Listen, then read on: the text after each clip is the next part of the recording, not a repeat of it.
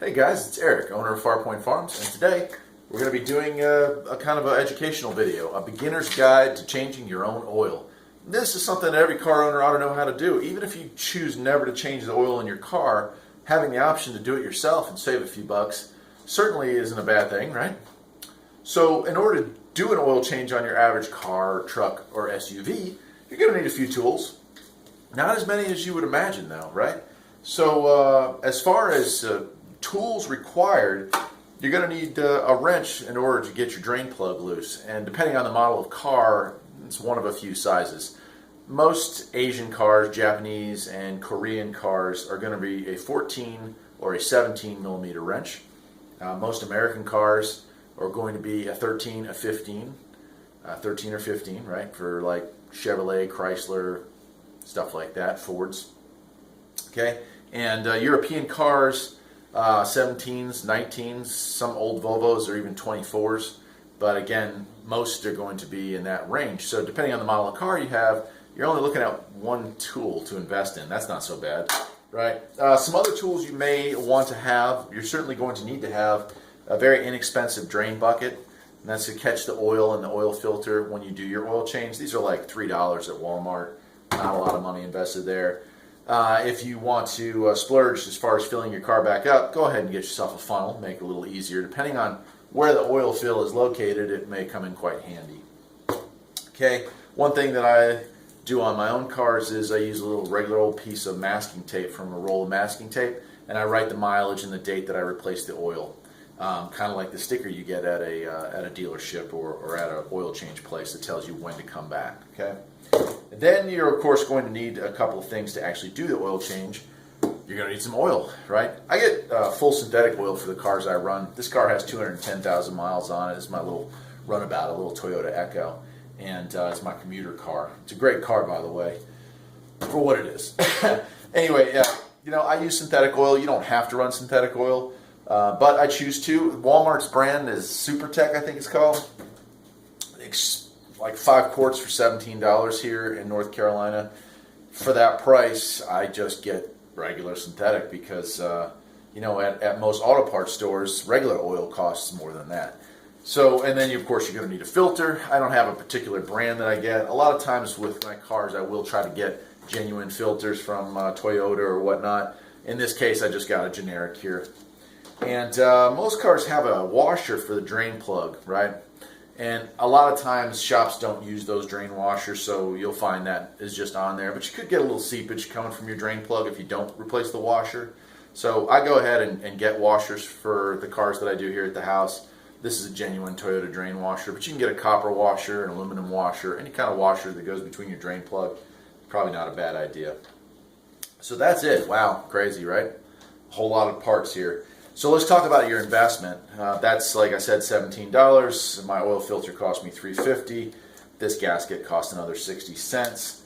So let's say $4 and 17. Okay, so we're looking at $21 for this whole mess here. You know, what place? I guess there's a couple places out there that'll do an oil change for $19.99, but that's certainly not going to get you synthetic fluid.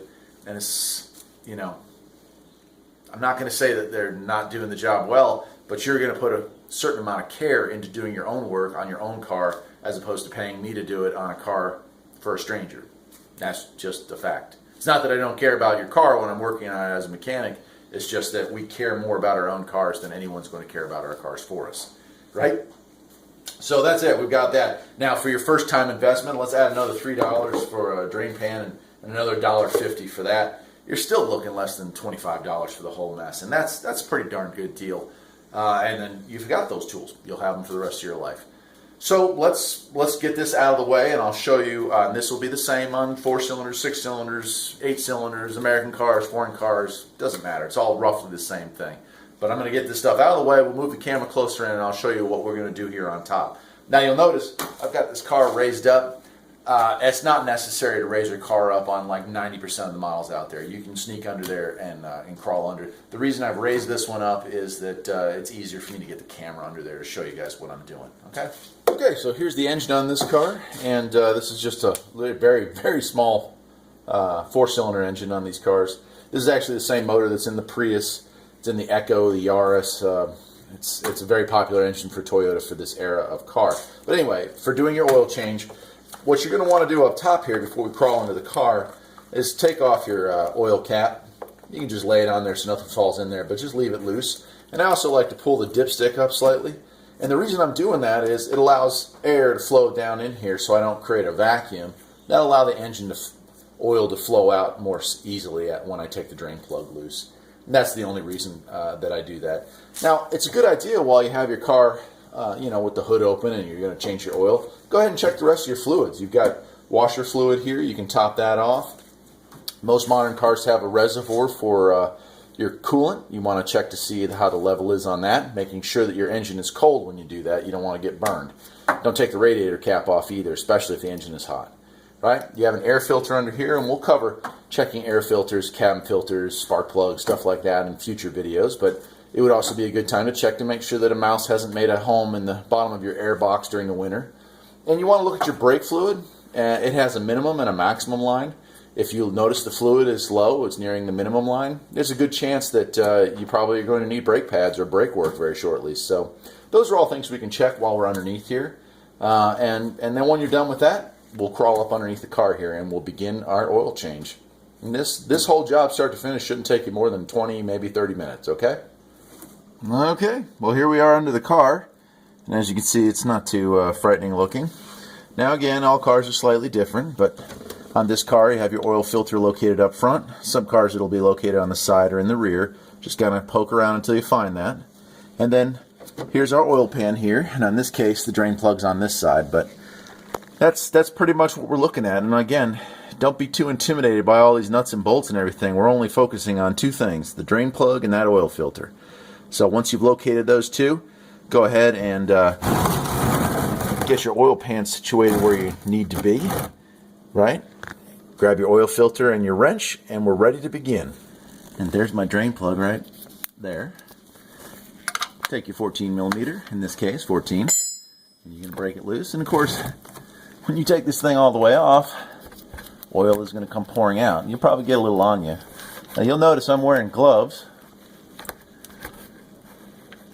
Certainly it's not necessary to wear gloves, but I work on cars for a living, and oil is cancer causing, just like pretty much every chemical I work on or work with. So it's a good idea to wear gloves or at least wash your hands when you're done with this job. And you're just going to let this drain. It's going to take a while, depending on how hot the car is or how warm the temperature is outside. This could take a minute or it could take 5 minutes, but we'll just sit it out. And, again, if you're taking your car to an automotive shop, time is money, so they may not wait for all the oil to drain out. But here in your own garage or out in your own driveway, you've got all the time in the world, right? So go ahead and let it drain until it really just comes down to a trickle or just a drip. And as you can see up there, the gasket from my last oil change is stuck to the oil pan itself. We'll go ahead and pop that off when it's done draining. So let's just wait here for a while. Alright, as you can see, the oil dripping out of this has come pretty much down to a halt. Now, in order to get that little filter off, you'll have to pry at that just like that. You could use a screwdriver. I just have my little wrench down here, so I figured let's just go ahead and use that. Right? So that's that. Now we have our drain plug here, and if you are going to be reusing your gasket, I'll go ahead and put that on. Trying to do this one-handed is kind of interesting. There we go. Right? And then we'll just, let me get my camera down here. Maybe we'll show how this works. Okay. So now we've got our gasket on. We're going to go ahead and reinsert the drain plug. Okay, once it's finger tight, get your 14 millimeter wrench out again. Go ahead and tighten that up.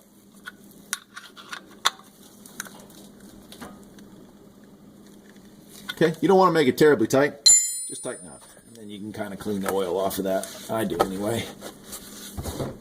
Great. So that's part one. Now let's go ahead and move the filter off of this thing. And the same process applies. We're going to let it drain until it's down to a drip. And then we'll put our new filter on. We'll be ready to fill this thing back up and call it a day. That didn't take too long, right? Now, sometimes you get a filter that's on too tight. You may need to get an oil filter wrench.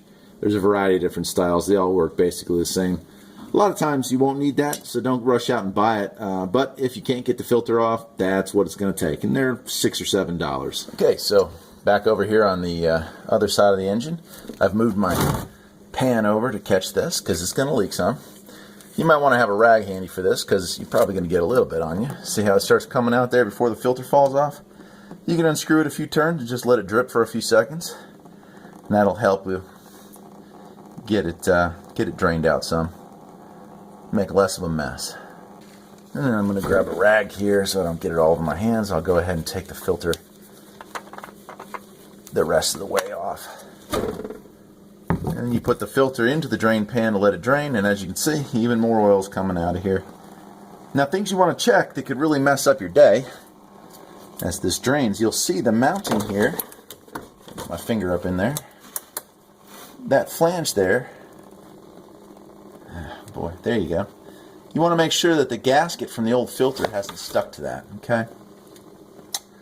So as long as you can see bare metal all the way around there, you're good to go. And the gasket is that rubber thing right there around the edge, okay? As I get oil all over my new filter. So the next thing we want to do is catch a little bit of oil on our fingertip, like so. And we just want to get that gasket a little bit wet with oil. Help it go on there easier. That's not such a big deal, is it? And if we look back up here, we're down to pretty much a drip. So we're ready to put that filter back on.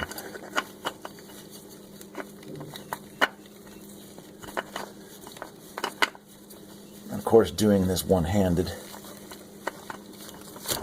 not as easy as it seems. Or about as easy as you can imagine. I want to tighten that down. I'm not squeezing this thing like crazy. I'm just tightening it down. There it is. That's all you have to do, guys and gals. So now we crawl ourselves back out from underneath the car, put the right amount of oil back in it, run the engine for a few seconds, double check our level, make a sticker for the windshield, and we are done. Alright, so now we're ready to fill this thing back up. And in my case, I'm going to use this funnel. So you go ahead and completely remove your oil cap at this point. Stick your funnel in your engine, grab your oil, and you want to go on the internet or go into your owner's manual and see how many quarts of oil this takes. In this case, it takes 3.9 quarts, which just happens to be exactly how much I have left out of this container since something poked a hole in it on the ride home and leaked a quart of it out. So I've got exactly 3.9 quarts. So we'll go ahead and fill it back up. If you're running conventional oil, 3,000 to 5,000 miles is probably the interval you should be looking at for your oil changes. If you're running synthetic oil, 5,000 to 7,500 miles, 5,000 to 7,500 miles is the range that I would go. I don't care what the advertising says. A 10 or 12,000 mile oil change is a great way to wear your engine out. No matter what the filter, no matter what type of oil, no matter what brand, it's unrealistic to think you're going to get 10 to 12,000 miles out of an oil change. Okay, for myself, I run this synthetic oil in it, and I change it every 5,000 miles. And, 210,000 miles, I must be doing something right. My truck, same situation. I use Supertech synthetic oil in it. It has 310,000 miles on it, still the original motor. It's also doing fine. So I would say 25 years in the business and those kind of results, I must be doing something right. Okay, so we've got 4 quarts of oil in it. We're going to let that drain for a few more seconds, and then we will put the cap on, lower this dipstick down. We're going to start the engine and run it for a bit. That's to circulate the oil, fill the filter back up, and then we are going to recheck our level, and that is it. The oil that we've drained out of this, we can take and use the same funnel and put it back into the container, and it's free. You take the oil in that container back to the parts store. About 90% of parts stores allow this, and you can recycle that oil for free, so you don't waste that or it doesn't end up in a landfill, okay, which is kind of nice. So we'll put the cap back on, lower that down, and we'll go start the car up.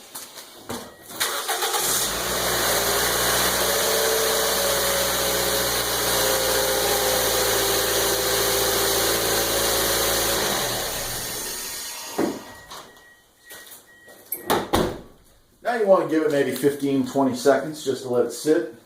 Let that oil drip down to the bottom of the pan. And really what you're doing here is you're just verifying that your oil capacity was correct. So, if you know for a fact from the last oil change that 4 quarts is exactly what it takes to fill up, you could conceivably skip this step, but I recommend checking it. And of course, every 1,000 miles at most, you should pop the hood, check your fluids, check your belts, check things out like that, and check your oil, because most cars do burn a little oil, especially if they're running synthetic oils. They'll burn a little oil in between oil changes. That's not a problem, that's normal. Okay, so it's been enough time. We're going to go ahead and pull your dipstick out. You want to take a rag or a paper towel and clean the dipstick off completely. Then you're going to reinsert it into the hole, and then you're going to pull it back out and check the fluid level. Okay, I'm going to bring it close to the camera. Hopefully this will show up. Yeah, see how it's wet right there at the full mark? Oh boy, I wish I could get a better view of it, but I think that's about it. A little hard to see, but perfect.